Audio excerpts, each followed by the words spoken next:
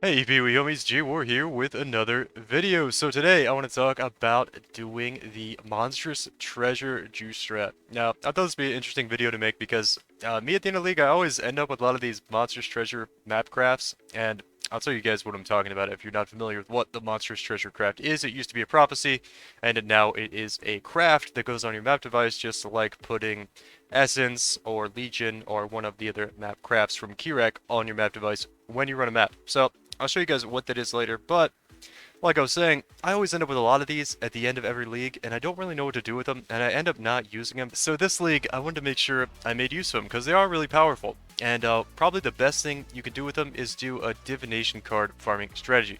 So that's what we did in this video. We had 15 crafts to run. There's not really a super reliable way to get a lot of the crafts, but we'll go over that later and how you can get Monstrous Treasure crafts. But we had a really nice run. This is probably the most divination cards I've gotten doing a strategy in the smallest amount of time. So it's definitely probably the best way to farm divination cards. But a lot of people already know that. It's very good for that. And strong boxes by themselves are good for that. And what Monstrous Treasure does, by the way, I should probably say that, is it gives you a lot of strong boxes in your maps. It basically turns your map into 20 to, I think it's 27 to 45 strong boxes in the map. So most of the other league mechanics in your map are going to not be there, and the map is going to be basically replaced by nothing but strong boxes. So it's really good if you use the Enraged Strongbox Sextant, creating 500% increased quantity of items dropped by strongboxes. And now, not a lot of people may be familiar with this. I know it's somewhat commonly known, but it also applies to the monsters that come out of the strongboxes, which is really what we want to juice. I was having a little bit of a debate with myself of should we juice the monsters that come out of the strongboxes or not go wandering path and actually take the notable paths which duplicate the stuff that come out of the strong boxes. And we decided to go with wandering path and just juice the monsters and have less focus on the items that the strong boxes themselves drop, which I think is definitely the way to go and was a good call in the end. And yeah, we'll go over some of the stuff more in depth, but first I'll show you guys the highlights of the run. We got basically at least one like high tier div card every map. We're running Defiled Cathedral, so the big ones we're looking for is obviously Apothecary, which we didn't get any of, and then 7 Years Bad Luck, Dragon's Heart, and Enlightened cards. So we basically got multiple of those every map, or at least one every map. The first map we did, we got 4 of those cards, which is kind of crazy. Doing super juice farms, I would encounter maybe one of those per map, doing much higher level of juice than this. So it was really good for that. And yeah, let's just get into it. I'll show you guys some of the highlights and you can see how it went. Yeah, that one was openable twice. Oh, we already got a Dragon's Heart. Okay, this is looking pretty good then, I guess. So we got a duplicated Lacrimal and another Dragon's Heart. Okay, this is working quite well. And we got an Enlightened card already. So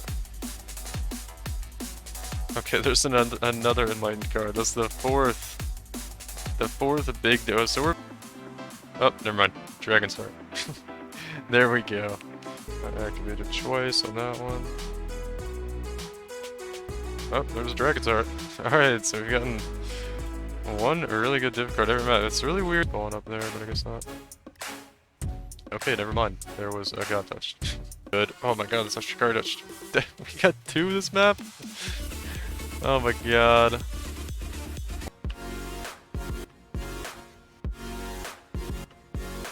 Another Dragon's Heart here. Okay, there's some back here. Okay, there's a 7 Years Bad Luck, but that was just a random drop. That was like clusters of the strong boxes, but nothing crazy yet. Oh, there's an Enlightened card. There's one Altar Gems. What the hell, dude? Why am I encountering so many God Touched right now? Another one. Oh, there we go. Enlightened card. It's kind of crazy the rate that we're getting them. Like, to be getting this many good div cards this quick. Enlightened card. Okay, we're... It says it's on, but... Oh, we got a second Enlightened card, Fog. That is number 2, right? Yeah. Oh, shit. Wait, no way. Dude, it's actually a Squire! Holy shit! Actually a Squire, wow. And a Com's Heart, right away. Corrupted already, Sag. Character's like What? Oh, 7 years bad luck. Pog, dude, finally got one of those out of a strong box. Not a travel tag, actually? Oh, Pog, dude, we just got 7 years bad luck and then a Dragon's Heart. Nice, good map. Alright guys, so let's look at the Atlas passive tree for the setup. Now, one thing to note, and the first thing you go over here is, how do you actually get Monstrous Treasure Mapcraft? So, I'm going to take off Wandering Path to look at it here, and I'll show you guys. You need to use Shaping the Skies. Now, this is a very low chance to get a special map crafting option, one of which is Monstrous Treasure, and you only have a 3% chance. So basically you're not really going to get a lot of these until you just do a ton of maps, because it's a 3% chance to get a special map crafting option, and then I think there's 4 or 5 different special map crafting options you can get. And basically this whole run I did was 15 Monstrous Treasure maps that I had saved up over the league, and that was all I had for basically the whole league right now. So it's pretty hard to get them. If you want to start getting them, go ahead and turn this on your map device. It's kind of nice for map sustain as well to just take 3 nodes right here. Really only a 3-point investment, and every time you complete a map you'll have a 3% chance of getting a special map crafting option, and then perhaps a Monstrous Treasure map crafting option, which, by the way, just to point out how you do this, I think I'm out of them now, but yeah, they'll show up somewhere in here with these gold borders. So there's, I think, 3 other ones you can get. I think these are all the special ones, and then the 4th would be Monstrous Treasure. There might be another one, I'm not sure. But that's how you go about getting it.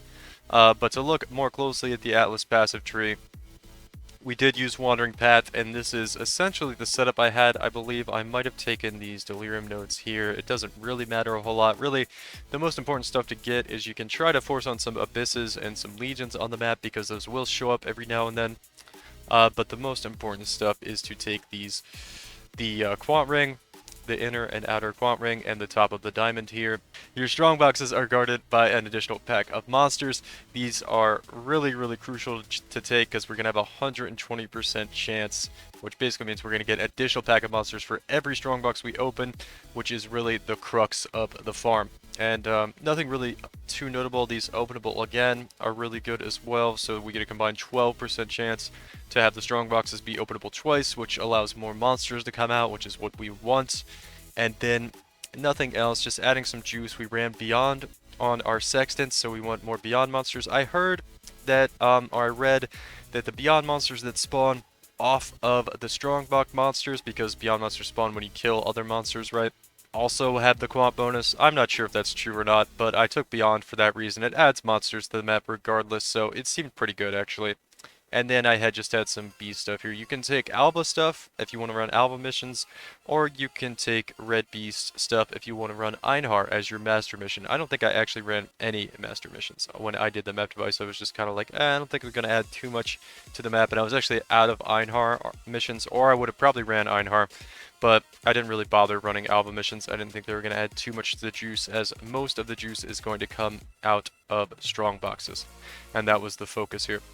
So I'll leave a link to this in the description as usual, so you guys can check out the Atlas passive tree I used. But yeah, let's look at the other setup we had here. So we used Gilded Cartography Scarabs and Gilded Reliquary Scarabs just because I wanted to add a little bit more juice to the map. I don't think either one of these did a lot, although we did get the Squire drop, which was really nice. And then I also used Winged Ambush. That's why I have it up here, because I don't have any more Winged Ambush to show here on the video, but I did use Winged Ambush and not Gilded Ambush. So that would add, I think it adds 9 strong boxes. So 4 extra strong boxes, I think it's worth it. And then Winged Divination Scarab, because we're after divination cards, right? If you wanted to considerably reduce the cost of the farm, you could downgrade to Gilded Divination and Gilded Ambush, and you'd only have 4 less strong boxes, and you'd also have 100% less more divination cards, which that doesn't mean you're going to get half the divination cards you would get. That's additive with the other more multiplier you have here on the Scarab, right? So you're getting like something like, I don't know, 30% less than you would get with a Winged Divination Scarab versus a Gilded, right? So I think I said that the way, but you guys get what I mean.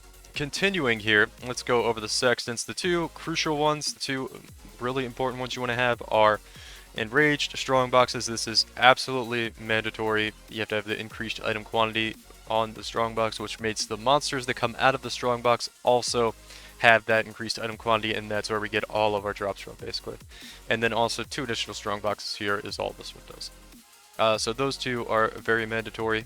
And then you also, these last 2 are kind of, well, we'll talk about that one in a second. That's only if you use unidentified maps, which I'll go over that in 1 second. Alright, and the other sextant I used, in addition to these 2, basically every map was Beyond, right? So I put Beyond on there. Like I said, I heard that it also gets the 500% quantity applied to the Beyond monsters if they spawn off of the Strongbox monsters. I don't know if that's true or not, but I did it anyway just because it adds monsters to the map, like I said before. So that seemed like a good one. I would definitely probably keep these 2 for sure, and go with the Beyond also for sure. I'm saying for sure because there are some things I might change about the strategy, but we'll go over all the things I might change after we cover what I did do this time. So, and then the 4th sextant I chose was increased magic pack size, just because really pack size scaling is pretty important with the monsters that come out of the strongbox. We want to get big packs of monsters out of the strongbox because it's all about killing those monsters and getting good drops from them with the increased item quantity they have. Now, this one, increased pack size in unidentified maps. Now, this is really, really good, and it's really hard to put on your map because we have to put Deli Orbs on the map, right? So you don't want to invest. These are bricked maps that I rolled, and I corrupted a bunch of maps, and I put 40% Delirious on the maps, by the way. You can do 20 if you're going to do Delirium Orb. I think Delirium Orb is the way to go, other than Mirror of Delirium, because you could use that as a sextant, but the way you have to clear the maps with going and killing the boss, and then coming back around and trying to find all the altars before you open the strong boxes. By the way, that is what you want to do with the strategy. You want to go around, clear the whole map, which altar monsters will spawn, and if you have Delirium on the map, Delirium monsters will spawn. And you're going to have to kill a good amount of the Delirium monsters before the altar spawns, right? And we use Eater of World altars with Eater of World's influence, so that's how we get that. And then you want to spawn all the altars. You want to go for divination cards duplicated, and quantity. And then you can also go for maybe basic currency items duplicated or whatever else looks good, but those are the 2 main ones you want to go for with this strategy. So we went with 40% Delirious in the map. You can use 20%. I don't think Mirror of Delirium is the way to go, but something to talk about here is this unidentified maps, right? So I wanted to use this, and I ended up with only 3 unidentified maps, and I noticed those are the first maps I did, and the drops were very, very good for that increased pack size in unidentified maps. Now, that's pretty hard to do because you're going to have to corrupt all your maps with Delirium Orbs already invested into them, and they could brick, and it feels bad to brick a map that you've invested a Delirium Orb into, right? Like I did with these maps, right? So I don't know really what I'm going to do with these. They're kind of just a waste, right? And they're 40C each worth of Delirium Orbs on these.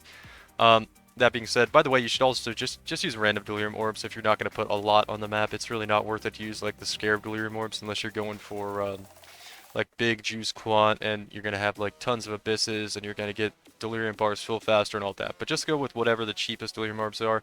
You're really just putting the Delirium Orbs on the map to increase the item rarity and item quantity, because that's like the inherent bonus that they give the map. Now, if you don't want to invest the Delirium Orb, you could just try to not go with Delirium on the map at all, and make sure they're all unidentified, and you're probably going to have about the same amount of bonuses that you would with this increased pack size. I think that's one of the things I might change with the strategy, is not invest the Delirium Orb, just run it regular without Delirium, which is going to hurt your item quantity and item rarity a little bit, but you might make up for it with pack size, and you're also not going to have to invest as much in the map, as long as you corrupt a bunch and make them unidentified and use this sextant. So that was something interesting about the strategy that I might change up if I run it again. I would be more than happy to do another test, but because it's so hard to accumulate the Monstrous Treasure, you know, map crafts, that it's kind of hard to. Frequently asked questions, what was my build for this? I just used the Magic Find Berserker build I came up with. This extremely expensive build. I don't really recommend this build to people. I mainly did this because I already had this claw, which is kind of like the crux of the build, because it gives us all the damage we want with the Squire, and then we could just make all the rest of our gear Magic Find gear with the Headhunter, right? And the Headhunter is also extremely expensive. So I know some people have tried to do this build. I don't really recommend anybody trying to do this build unless you have a ton of currency to sink into it, as I think there are better methods of getting a Magic Find build other than doing this one. And you'll be able to do the same stuff with a different build for a lot cheaper, probably. I just did this because I already had the claw, and I wanted to do something with the claw. And I was going to make like my end game Berserker that I like to make every league, that gets up to like crazy damage, but because Magic Find unfortunately seems to be like mandatory this league if you're going to do juiced farming, I kind of had to stick it into a Magic Find build, and this is what it came up. Anyway, I just want to go over that because I know people are trying to emulate this build, and I want to say that I don't really recommend trying to emulate the build. You can probably do another build achieving the same results with Magic Find that is probably a lot cheaper and a lot easier to do than this build. And one more thing I wanted to go over in the video was the cost of the farm. The winged scarabs are probably about 50C each for the winged ambush. I know this is a gilded, but we did use winged. I just don't have any to show right now. And the winged divination are probably about 50C each, so that's 100C per map. These reliquary are probably about 10C each. The cartography are pretty cheap, probably 5 to 10C each there, so we're looking at about 120C per map for scarabs alone. We spent about 20C per map, or 40C per map on the deli orbs because we rolled to 40%. I don't think you need to go to 40% though, as I mentioned earlier. And then all the sextants, the most expensive is going to be enraged strong boxes, which would be 30 to 40C per map. And then all the other ones are very cheap. The Beyond might be like 10C per sextant, but you know, it's like 2C per map, 2.5C, right? And the other ones are very cheap as well. So we're looking at probably, let's say 50C for the sextants per map, and then probably about 150C for the scarabs or close to that, so it's probably right around a divine per map investment. Like I said, if you wanted to take down that cost very greatly, you could just go with less delirium orbs on the map, just one less there, it's 20C less per map, and then takes the winged down to gilded on the ambush and the winged divination scarabs, and then you're going to be half the cost basically. And you'll definitely still get really good rewards. So that's the cost, and then I'll show you guys real quick here. Let's take a look at the profit. So these, this is all the drops we got basically. We got 12 divine orbs from loot goblins. Those are kind of irrelevant, and then also the squire, which is about 25 divines from that. So about 37 divines of our profit actually is kind of RNG. I mean, the squire is definitely RNG, but you're probably not going to run into 3 loot goblins in a session like this in just 15 maps. By the way, I don't know if I mentioned, this was 15 maps worth of Monstrous Treasure maps, and it really came out to probably about 13.5 because I didn't complete all of them. I ran into some situations where it was difficult to get my headhunter buffs going again, and kind of bricked like a half a map twice, and then maybe didn't finish completely. Like we only got like 90% through a couple maybe.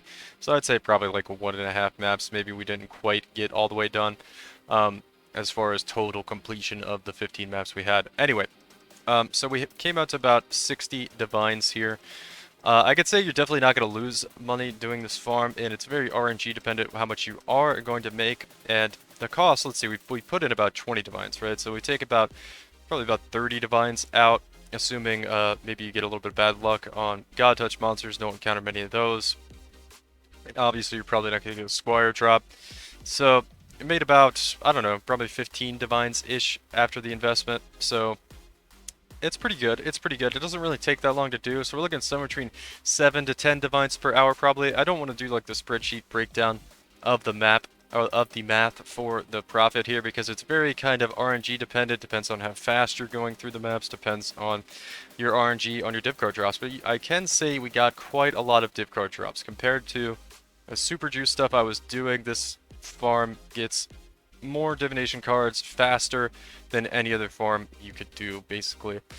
With 6 dragon hearts in 15 maps, 2 patience just from strong boxes actually themselves, 6 enlightens, and then 3 7 years bad luck. So it's basically one of those really good div cards per map. Basically the div cards alone are going to pay back the cost of doing the maps. So that was really good. And then if you get any good drops, some divines, you know, that's gonna be really nice. We got a Screaming Invitation for 15 maps. That's kind of a little bit extra in there. I guess you wouldn't technically get one for 15 maps, but you get more than halfway there. But I can tell you, it was a really fun farm, and you're not gonna lose money whatsoever. It's almost, you know, you're gonna make something. You're probably gonna make at least 5 divines an hour doing a farm like this. Depending if you want to go all the way for the wing scarabs, you know, you're gonna have much higher investment, and if you don't get a return on that investment, maybe you're in a little bit worse of a spot, right? So there's a little bit of factors to consider with what you end up deciding on doing with the farm. But I think it's definitely really good. I can guarantee you're not gonna lose any money. You're probably gonna be somewhere around 5 divines per hour at least, and then I think we made probably 7 to 10 with this strategy. A little bit hard to say with all the variance in our luck here with the loot goblins.